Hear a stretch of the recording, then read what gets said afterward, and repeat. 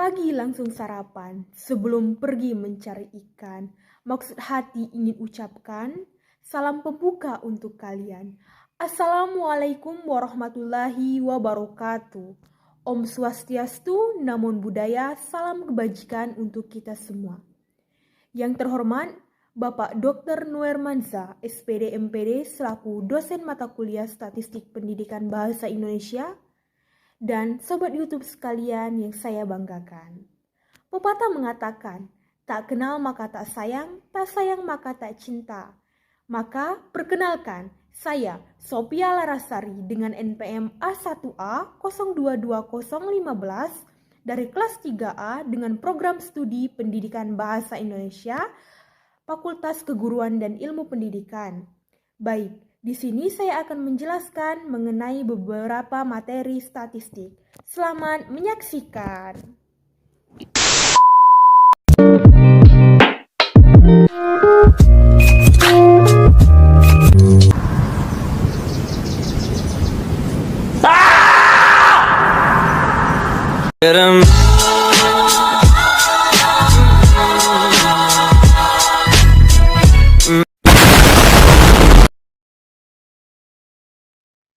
Baik, langsung saja. Saya Sophia Larasari akan menjelaskan beberapa materi statistik pendidikan.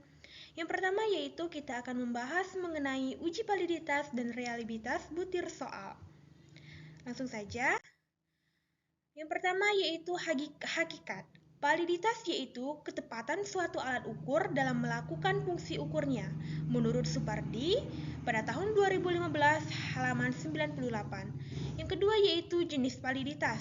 Yang pertama yaitu validitas isi atau content validity atau kokuler, yaitu di mana mengukur tujuan khusus sejajar dengan materi atau isi pelajaran yang diberikan dalam kurikulum, yang meliputi yang pertama yaitu ada validitas konstruksi atau construct validity, yaitu di mana butir-butir instrumen penilaian yang dibangun mengukur setiap aspek berpikir yang dapat dalam tujuan pembelajaran dan indikator penyampaian kompetensi. Yang kedua yaitu validitas ada sekarang atau concrete validity atau empiris, yaitu di mana hasilnya sesuai dengan pengalaman lampau dengan sekarang. Selanjutnya yaitu ada validitas prediksi, yaitu predictive validity, yaitu memiliki kemampuan meramal apa yang terjadi pada masa yang akan datang. Baik, selanjutnya yaitu menghitung validitas butir instrumen penilaian tes objektif. Yang pertama yaitu menghitung validitas butir instrumen penilaian tes objektif. Yang pertama yaitu ada rumusannya, kita bisa dilihat di PPT, dan keterangan-keterangannya. Baik, selanjutnya yaitu langkah-langkah menghitung validitas butir soal dengan poin, yaitu menghitung skor butir pertanyaan dengan skor total, misalnya diperoleh dalam hasil tes pelajaran bahasa Indonesia berikut terhadap 10 siswa. Bisa kita lihat nomor respondennya, skor butir pertanyaan, dan skor total. Yang pertama yaitu yang akan kita lakukan yaitu mencari nilai MP dan nilai MT. Nilai MP yaitu rata-rata skor dari subjek yang menjawab benar bagi item yang dicari validitasnya. Soal butir 1. Skor total respondernya ada 3. Bisa kita lihat semuanya ada di sini. Selanjutnya yaitu nilai MT. Nilai MT yaitu rata-rata skor total, yaitu menjumlahkan skor total dari responder 1 sampai ke 10. Kemudian dibagi keseluruhan peserta tes, maka hasilnya didapatkan yaitu 64 dibagi 10 yaitu 6,40. Selanjutnya yaitu mencari nilai P dan Q. Mencari nilai P yaitu proporsi peserta tes yang menjawab benar. Selanjutnya yaitu mencari nilai Q yaitu proporsi peserta tes yang menjawab salah. Selanjutnya yaitu mencari nilai IST atau standar deviasi skor. Bisa kita lihat di sini. Cari dulu nilai skor rata-ratanya yang telah kita dapat yaitu 6,4. Baik, selanjutnya kita perhitungkan standar deviasi total hasil tes pada mata pelajaran bahasa Indonesia. Kita lihat di sini X-nya bernilai 5, 2, 10, 5, 9, 5, 6, 9, 3, 10, 6, 4, 6,4. Selanjutnya terhadap XP 10 siswa bisa dikatakan X kurang X yaitu min 1,4, min 4,4, 3,6, min 1,4, 2,6, min 1,4, min 0,4, 2,6, 3,4, 3,6. Sedangkan X kuadratnya atau bisa dikatakan X kurang X kuadrat yaitu hasilnya 1,96, 19,36, 12,96, 1,96, 6,76, 1,96, 0,16, 6,76, 11,56, 12,96, dan 76,4. Jadi dari nilai rata-rata X yaitu kita dapatkan 6,4. Sedangkan nilai X kuadrat kita dapatkan 76,4. Jadi bisa kita jumlahkan dan mendapatkan hasil 2,465. Baik, selanjutnya yaitu menghitung validatif butir soal, yaitu menggunakan rumus statistik korelasi poin bisereal. Selanjutnya yaitu membandingkan nilai kritis dengan tabel produk, yaitu di mana level of signifikan atau apa tingkat signifikan yang dinyatakan dengan persentase. Selanjutnya yaitu mengambil kesimpulan perbandingan nilai R kritis dengan R tabel sebagai contoh untuk butir soal nomor 1. Selanjutnya yaitu derajat kebebasan sama dengan jumlah peserta tes atau responden, yaitu 10. Selanjutnya yaitu ada level of signifikan, yaitu 5%. Jadi diperoleh nilai R tabel yaitu 0,631. Lihat tabel R produk momen seperti berikut. Kita lihat. Nah, inilah tabel nilai R produk momennya. Maka nilai kritisnya yaitu R kritisnya 0,8636 lebih besar daripada sama dengan R tabel, maka dapat 0,632. Dapat disimpulkan nomor 1 valid. Demikian lanjutannya untuk soal nomor 10, apabila isi lebih dari R tabel maka disebut valid. Dapat kita lihat klasifikasi tingkat validitas menurut Guilford pada tahun 1956 pada halaman 145. Jika 0,80 lebih kecil dari RXY dan lebih kecil dari 1,00 dikatakan validitas sangat tinggi atau sangat baik. Jika rentan nilai 0,60 sampai dengan 0,80 yaitu validitas tinggi atau baik. Selanjutnya yaitu 0,40 sampai dengan 0,60 dikatakan validitas sedang atau cukup. Yaitu pada kategori 0,20 sampai dengan 0,40 dikategorikan validitas rendah atau kurang. Selanjutnya 0,00 sampai dengan 0,20 dikategorikan validitas sangat rendah atau jelek. Yang terakhir yaitu rentan nilai 0,00 dikatakan tidak valid. Selanjutnya yaitu menghitung reliabilitas butir instrumen penilaian tes, yang dimana yaitu mengukur pada waktu yang berlainan, hasilnya akan tetap sama. Yang pertama yaitu menghitung reliabilitas butir instrumen penilaian tes objektif, yaitu yang dimana ada rumus K kurang R kurang 20 dalam kurung R11, dapat dilihat dari PPT. Selanjutnya yaitu menghitung validitas butir instrumen penilaian, uraian, dan skala sikap dengan skala Likert. Yang pertama yaitu menghitung validitas dengan rumus produk momen. Ingat, nilai X adalah nilai masing-masing butir soal untuk setiap responden, sedangkan nilai Y adalah nilai skor total semua jawaban dari seluruh responden. Yang kedua yaitu menetapkan validitas dengan membandingkan hasil dengan tabel R produk momen. Apabila nilai tabel lebih besar maka T-tabel maka valid. Selanjutnya yaitu menghitung validitas instrumen penilaian hasil belajar dengan membandingkan hasil ulangan harian dan hasil ulangan semester. Yang pertama yaitu menghitung validitas rumus produk momen. Ingat, nilai X adalah nilai ulangan harian dan nilai Y yaitu nilai ulangan semester. Yang kedua yaitu menetapkan validitas dengan membandingkan hasil dengan tabel R produk momen. Apabila nilai tabel R produk momen yaitu lebih besar T-tabel maka valid. Selanjutnya yaitu menghitung realitas instrumen penilai bentuk uraian skala sikap. Yang pertama yaitu menghitung realitas dengan rumus sudah tertera. Yang kedua yaitu menetapkan realitas dengan membandingkan hasil. Apabila melebihi nilai 0,7 atau di atas min 0,7, maka reliable Flan 2001 Higher 1988. Jadi dapat kita lihat lagi kategori koefisien realitas menurut Guilford pada tahun 1956 dan di halaman 145. Jika nilainya 1,00 dikategorikan sebagai realitas sangat tinggi. Jika nilainya 0,80 dikategorikan realitas tinggi. Jika nilainya 0,60 dikategorikan realitas sedang. Jika nilai 0,40 dikategorikan realitas rendah. Dan terakhir jika nilainya 0,20 dikatakan sebagai realitas sangat rendah.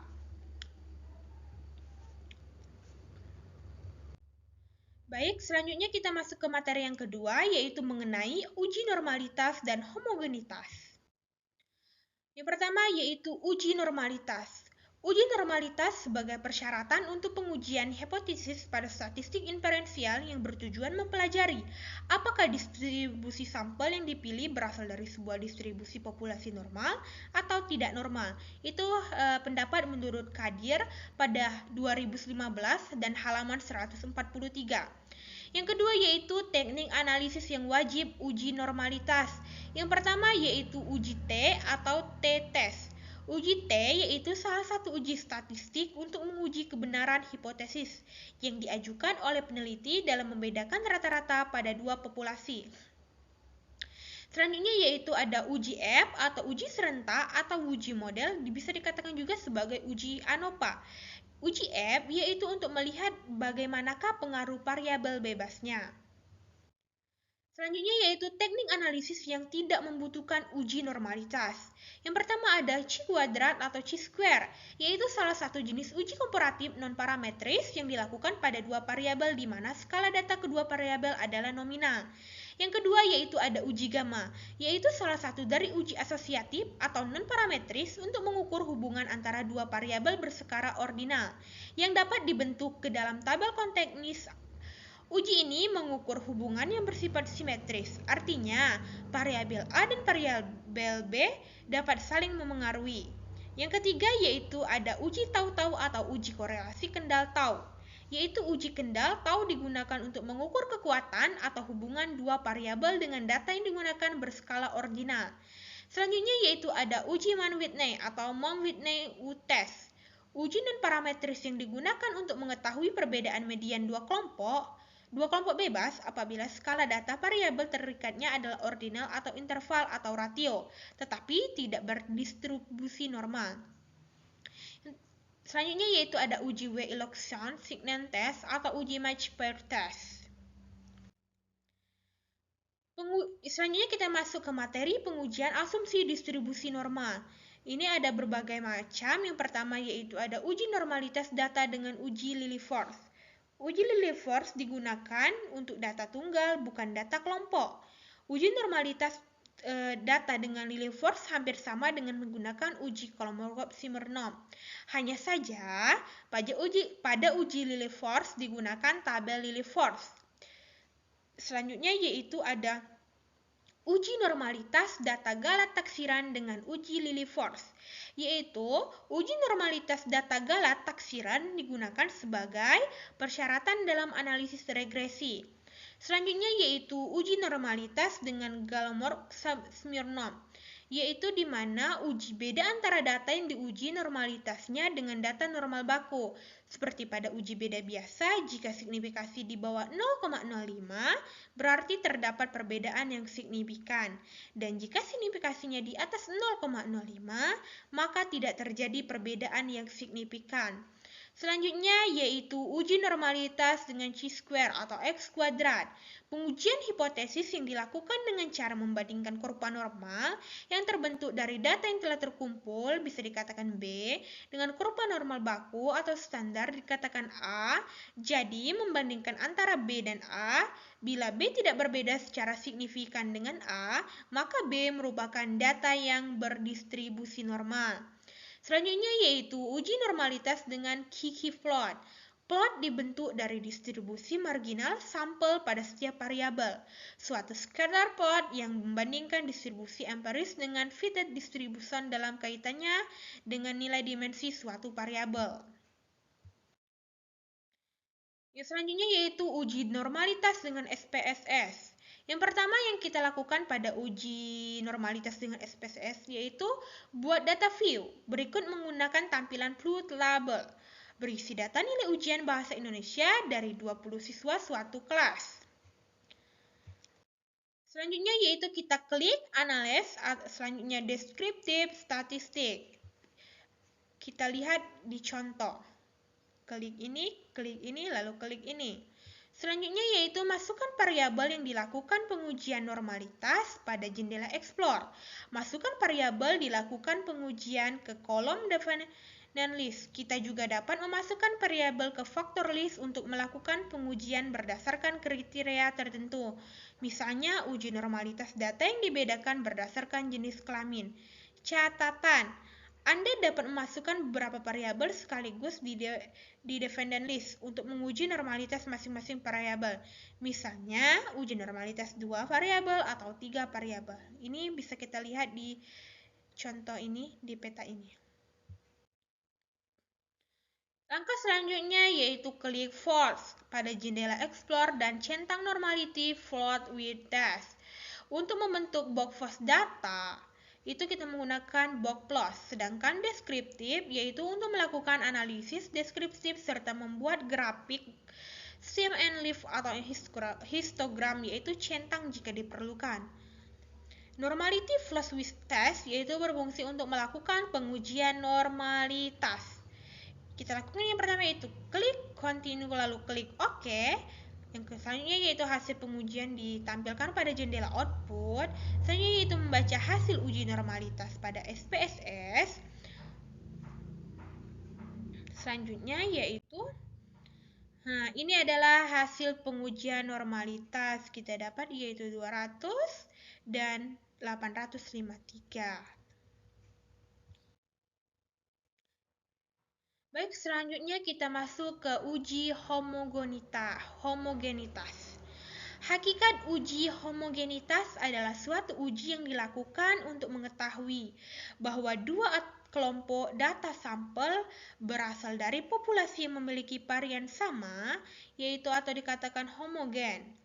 Homogenitas sebagai persyarat untuk pengujian hipotesis pada statistik inferensial yang bertujuan untuk pengujian hipotesis tentang perbedaan rata-rata melalui uji T dan uji V. Pendapat Kadir pada tahun 2015 halaman 143. Sedangkan untuk penelitian survei korelasi, pengertian homogenitas didasarkan pada homogenitas konseptual. Apabila homogenitas tidak dipenuhi, maka beralih menggunakan pendekatan statistik uji T, robust. Selanjutnya yaitu jenis homogenitas dalam penelitian eksperimen dan non-eksperimen. Yang pertama yaitu homogenitas teori atau konsep, yaitu di mana berkaitan dengan variabel penelitian. Misalnya, jika kita ingin meneliti logat penutur bahasa Indonesia, populasinya adalah semua orang Indonesia yang sudah lancar berbicara. Jelas, populasi tidak homogen karena logat di Indonesia berbeda-beda. Kemudian diturunkan menjadi satuan-satuan yang berdasarkan wilayah. Maka masing-masing subpopulasi berdasarkan logatnya akan homogeni. Selanjutnya, homogenitas kelompok grup ditemui dalam penelitian eksperimen yang bermakna bahwa kelompok yang terbentuk terpilih secara random sehingga kelompok-kelompok tersebut ekuivalen dalam segala hal, kecuali perlakuan berbeda yang akan diberikan. Homogenitas atau ekuivalen diperoleh melalui proses random subject. Selanjutnya yaitu homogenitas data atau homogenitas varian. Data memiliki variasi atau keragaman nilai sama atau secara statistik, sehingga bisa dikatakan sebagai homogenitas. Selanjutnya yaitu teknik pengujian homogenitas varian. Yang pertama yaitu homogenitas varian dengan uji bar Bartlett, homogenitas varian Galet dengan uji Bartlett, homogenitas varian dengan uji Levene, homogenitas varian dua buah variabel independen dengan uji F, homogenitas varian dua buah sampel berkorelasi dengan uji T, homogenitas varian dengan uji F. Max Hartle. Yang terakhir yaitu homogenitas varian dengan cara Skiffy atau ANOVA satu jalan. Selanjutnya yaitu penentuan homogenitas data. Data yang dilakukan pengujian dikatakan homogen berdasarkan nilai signifikannya. Yang pertama yaitu nilai signifikan lebih besar dari 0,05 menunjukkan kelompok data berasal dari populasi yang memiliki varian yang sama homogen. Yang kedua yaitu nilai signifikansi lebih kecil dari 0,05 menunjukkan masing-masing kelompok data berasal dari. Selanjutnya yaitu uji homogenitas dengan SPSS. Yang pertama yang kita lakukan yaitu buat data view misalnya dengan data berikut. Bisa kita lihat datanya. Selanjutnya yaitu clip convergence on way ANOVA. Ini kita klik di ini kita pilih convergence terus kira-kira on way ANOVA. Yang ketiga yaitu masukkan variabel yang diujikan pada kolom definite list. Bisa kita lihat di sini. Selanjutnya yaitu masukkan variabel yang membedakan kelompok ke kolom faktor. Kita bisa lihat di sini. Selanjutnya yaitu clip option, lalu centang homogeneity of variant test, kemudian continue pada contoh. Selanjutnya yaitu kita klik OK. Hasil analisis ditampilkan pada jendela output. Selanjutnya yaitu cara membaca uji homogenitas. Jadi signifikan homogenitas 0,15 yaitu lebih besar dari 0,05 menunjukkan variabel tes awal pada kelompok perlakuan dan kontrol adalah homogen dengan level statistik 2,184. Yang kedua yaitu homogenitas variabel tes akhir yaitu signifikansi homogenitas 0,112 yaitu lebih besar dari 0,05 menunjukkan variabel tes akhir pada kelompok perlakuan dan kontrol adalah homogen dengan level statistik 2,688. Baik, selanjutnya kita masuk ke materi selanjutnya yaitu adalah korelasi. Korelasi merupakan istilah yang digunakan untuk mengukur kekuatan hubungan antara variabel. Analisis korelasi adalah cara untuk mengetahui ada tidaknya hubungan antara variabel. Ada beberapa teknik statistik yang dapat digunakan dalam menganalisis hubungan antara variabel, yaitu koefisien korelasi, koefisien penentu, dan analisis regresi. Yang pertama yaitu koefisien korelasi, yaitu adalah bilangan yang menyatakan kekuatan hubungan antar variabel ataupun arah hubungan dari variabel-variabel. Tabel tingkat korelasi dan kekuatan hubungan. Nilai korelasi R, tingkat hubungan. Nah, jika nilainya 0 dikatakan tidak berkorelasi. Jika nilainya 0,01 sampai dengan 0,20 dikatakan sangat rendah. Jika nilainya 0,21 sampai 0,40 dikatakan rendah. Jika nilainya 0,41 sampai 0,60 agak rendah. 0,61,080 cukup. 0,81,099 tinggi. Dan jika nilainya berbobot 1, yaitu dikategorikan sangat tinggi. Selanjutnya ini adalah contoh. Apabila R sama dengan min 1 artinya korelasi negatif sempurna. Ini menandakan ada hubungannya bertolak belakang antara variabel X dan variabel Y, di mana bila variabel X naik maka variabel Y turun. Yang kedua yaitu koefisien determinasi, yaitu angka yang menyatakan kontribusi atau sumbangan yang diberikan oleh satu atau lebih variabel X bebas terhadap variabel Y terikat. Ini dia rumusnya. Selanjutnya yaitu korelasi Pearson produk momen atau PPM, yaitu di mana sampel diambil secara acak, data setiap variabel distribusi normal, bentuk regresi linear digunakan untuk data interval atau rasio dengan data interval atau rasio. Ini korelasi PPM, ini rumusnya untuk menghitung nilai R, atau bisa menggunakan rumus yang di bawahnya. Pengujian hipotesis dilakukan menggunakan tabel R produk momen dengan DK sama dengan N-2. Nah, kita bisa lihat tabel penolong untuk mencari nilai R di sini. Selanjutnya, nah ini juga. Nah, selanjutnya yang dilakukan untuk uji apabila ada hubungan signifikan antara jumlah SKS dengan IP yang diperoleh. Yang pertama yaitu kita merumuskan hipotesis. Selanjutnya yaitu kaidah pengujian. Yaitu kayak HO diterima jika R tabel hitung, yaitu HO ditolak jika R tabel hitung statistik. Berdasarkan perhitungan di awal, R hitung diketahui 0,447, menarik kesimpulan R tabel 0,878. Berarti R hitung lebih kecil daripada R tabel, artinya HO diterima. Dengan demikian dapat disimpulkan dengan interval kepercayaan 95%, tidak ada hubungan yang signifikan antara jalan SKS dengan IP yang diperoleh. Selanjutnya yaitu korelasi Superman rank order.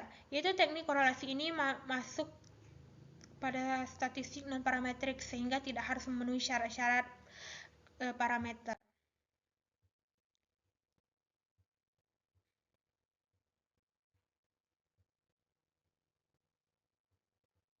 Selanjutnya kita masuk pada materi analisis regresi. Yang pertama yaitu ada hakikatnya. Analisis regresi adalah salah satu teknik analisis dari jenis penelitian asosiatif yang mempelajari pengaruh variabel bebas, prediktor terhadap variabel tak bebas, kriterion, menurut pendapat Kadir 2015 pada halaman 175. Persyaratan analisis regresi yaitu terdapat logika konseptual yang kuat menghubungkan antara variabel bebas prediktor dan variabel tak bebas kriterion. Variabel prediktor mendahului kriterion dari segi urutan waktu. Contoh pemberian remunerasi kejadian mendahului pengukuran kinerja pegawai.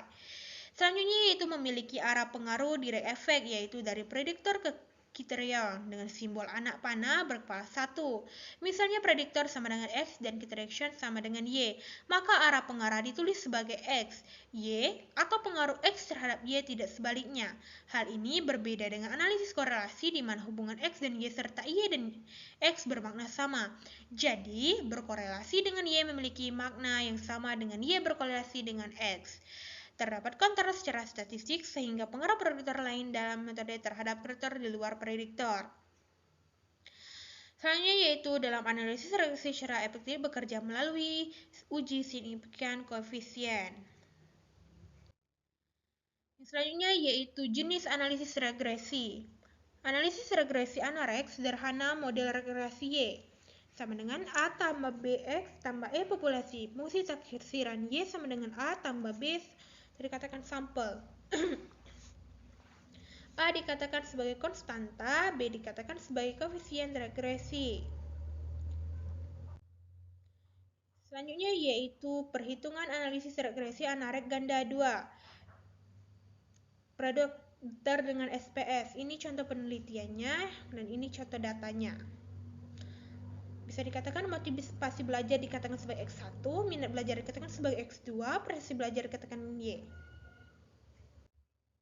Langkah-langkah analisis data dengan SPSS. Yang pertama yaitu kita setelah buat data, nah kita lihat tadi minat dikatakan X2, prestasi dikatakan Y. Kita pada variabel view kita klik di SEMA, setelah itu master pilih scale. Selanjutnya muncullah ini ada motivasi dengan nilai 75, 60, 65, 75, 65, 80, 75, 80, 65, 80. Sedangkan minatnya yaitu ada 75, 70, 70, 80, 75, 80, 85, 88, 75, 75. Sehingga prestasinya yaitu ada 80, 75, 75, 90, 85, 85, 95, 95, 80, 90. Nah, selanjutnya dari menu utama SPSS kita pilih Analyze, selanjutnya kita pilih Regression, lalu kita pilih Linear, seperti di contoh. Selanjutnya kita masukkan motivasi X2, X1 dan X2 di sini. Presentasi 1 ya di sini, lalu kita ketik statistik, ketik enter.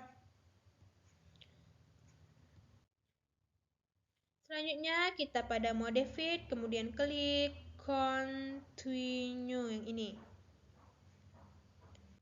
Selanjutnya muncullah, kita klik OK, maka akan muncul output SPSS, yang dimana tabel output variabel Revompot di atas memberikan informasi tentang variabel penelitian serta metode yang digunakan dalam analisis regresi. Adapun variabel independen yang dipakai dalam analisis ini adalah variabel minat dan motivasi. Nah, sedangkan pada tabel model summary memberikan informasi tentang nilai koefisien determinasi, yakni kontribusi atau sumbangan pengaruh variabel minat dan motivasi secara simultan, yaitu bersama-sama terhadap variabel prestasi. Pembahasan tentang tabel di atas dapat kita lihat pada makna koefisien determin. Nah, dari ini, tabel output SPS menurut Sumaridi ini diketahui nilai koefisien determinasi atau R-square adalah sebesar 0,839. Nilai R-square 0,842 ini berasal dari pengkuadratan nilai koefisien korelasi atau R, yaitu 0,916 dikali 0,916, yaitu hasilnya 0,839. Besarnya angka koefisien determinasi atau R-square adalah 0,839 atau sama dengan 83,9%. Angka tersebut mengandung arti bahwa variabel motivasi atau X1 dan variabel minat X2 secara simultan bersama-sama berpengaruh terhadap variabel prestasi atau dikatakan sebagai Y sebesar 83,9%. Sedangkan sisanya 100% dikurang 83,9% yaitu 16,1%. Dipengaruhi oleh variabel lain di luar persamaan regresi ini atau variabel yang tidak teliti. Baik, di sini ini adalah inputan ENOPA. Diketahui bahwa nilai signifikan SIG sebesar 0,000 karena SIG 0,00 lebih kecil dari 0,05, maka sebagaimana dasar pengambil keputusan dalam uji F dapat disimpulkan bahwa motivasi X1 dan minat X2 secara simultan bersama-sama berpengaruh terhadap prestasi Y atau berarti signifikan. Nah, sedangkan pada tabel koefisien memberikan informasi tentang persamaan regresi dan ada tidaknya pengaruh variabel minat dan motivasi secara parsial sendiri-sendiri terhadap variabel prestasi. Adapun rumus persamaan regresi dalam analisis atau penelitian ini adalah sebagai berikut. Y sama dengan A tambah B1 X1 ditambah B X2 atau Y, yaitu 2,612 ditambah 0,192 ditambah 0,88. Selanjutnya, berdasarkan tabel keempat output di atas, maka kita dapat membuat ringkasan hasil analisis regresi multivariate seperti gambar di bawah ini. Ini hasil ringkasan analisis regresi berganda.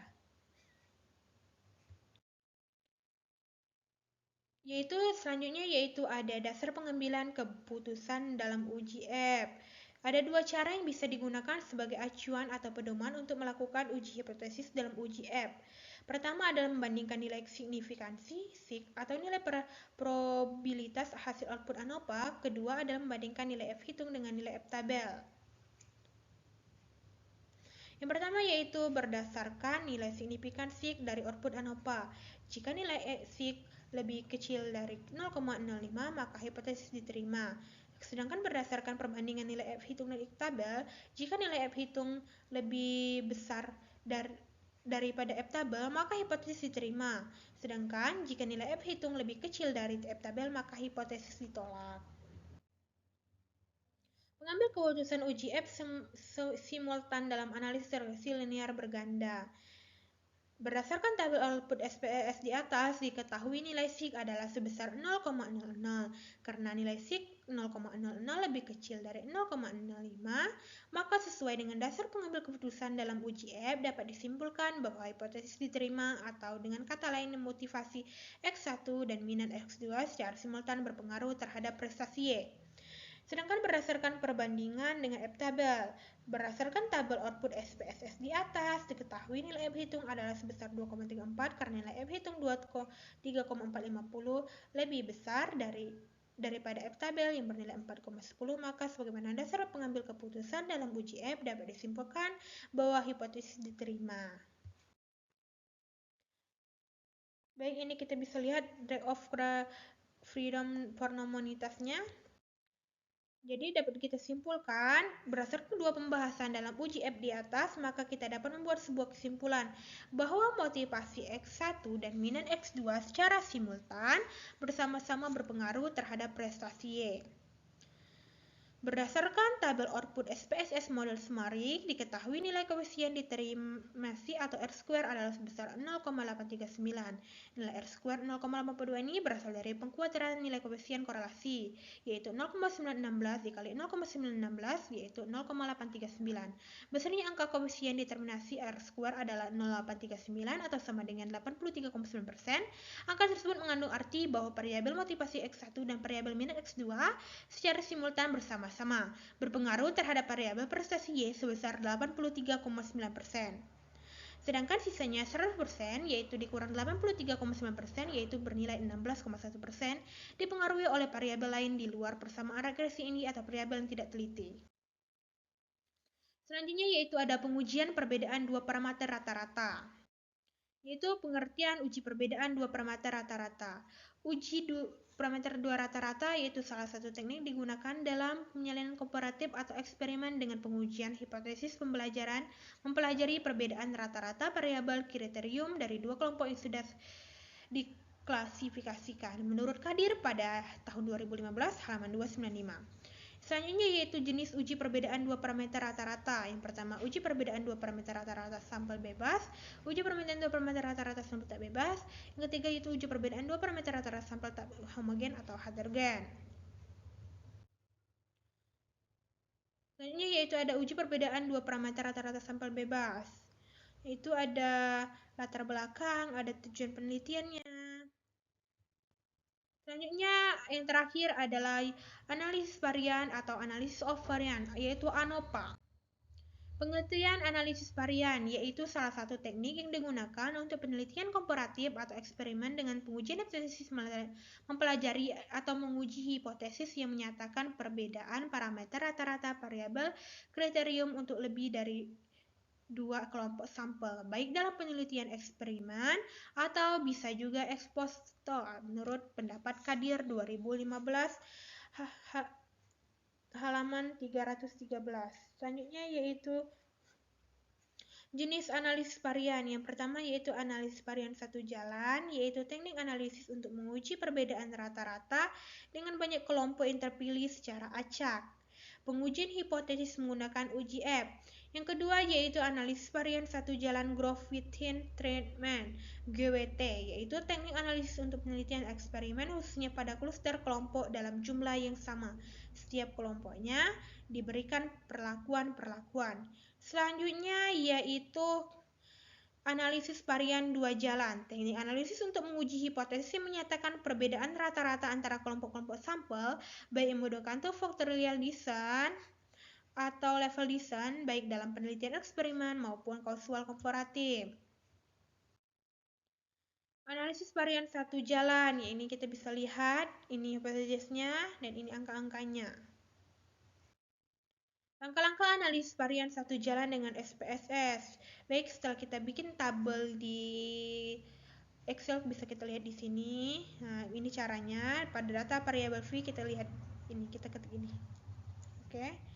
Selanjutnya yaitu kita pilih analyze, lalu pilih compartment, lalu kita pilih on away ANOVA. Selanjutnya yaitu kita kumpulkan listrik, kita pilih post hoc. Selanjutnya yaitu ada analisis varian satu jalan group with treatment (GWT). Ini angka-angkanya. Selanjutnya ini contoh pengaruh metode pembelajaran Inukiri dan Drilly terhadap kemampuan berpikir kritis siswa. Ini contoh. Baik, mungkin itu saja yang dapat saya sampaikan. Apabila ada kata saya yang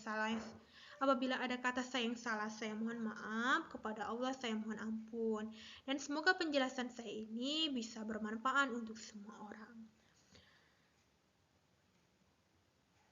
Membajak sawah apabila turun hujan. Mungkin ada kata saya yang salah, mohon dimaafkan. Billahi taufiq wal hidayah wal ridho wal inayah. Wassalamualaikum warahmatullahi wabarakatuh. Bye bye. Terima kasih semuanya.